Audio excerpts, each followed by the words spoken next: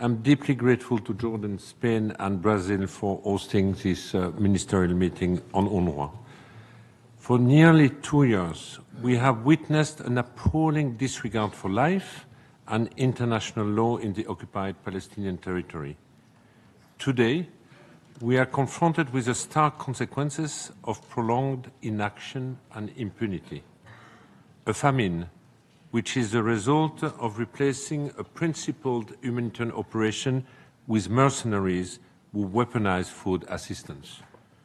A looming military occupation in Gaza, emboldened settlers and creeping annexation in the occupied West Bank, and a multilateral system in peril.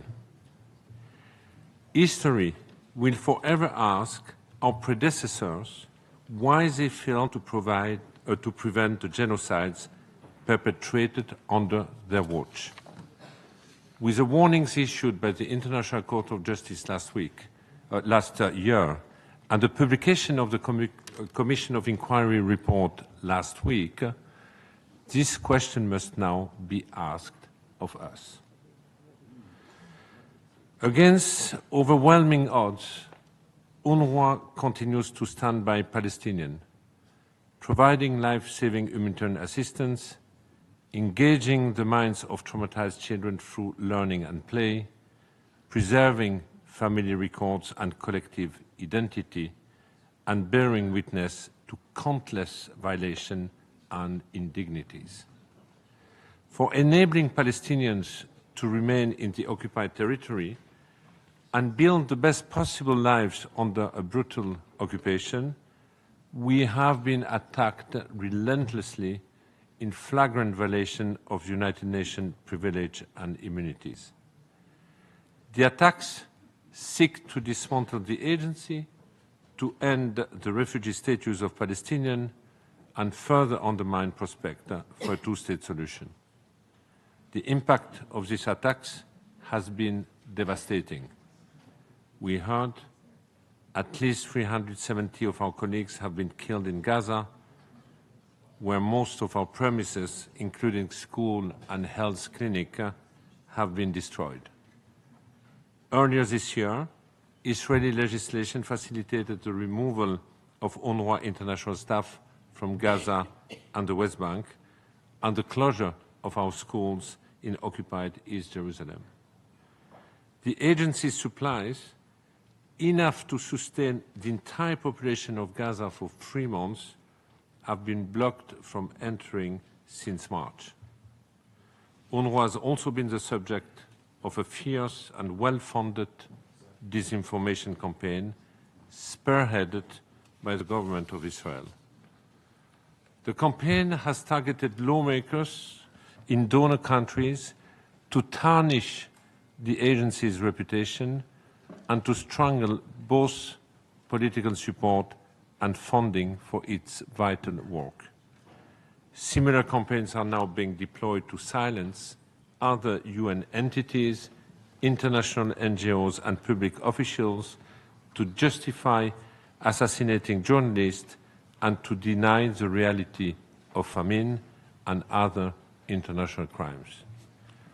Excellencies, the reputational attack on UNRWA has worsened an already grim financial situation.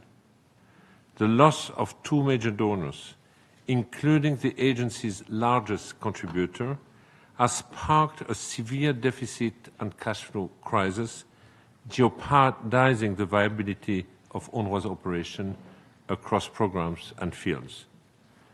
The steady implementation of austerity and cost control measures amounting to $150 million in 2025, together with strict cash flow management, has allowed the agency to pay staff salary until now.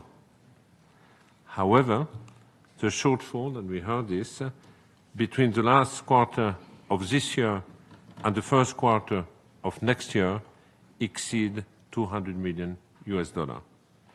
And unlike in previous years, the projected income in the first quarter of 2026 is far too low to absorb any deficit.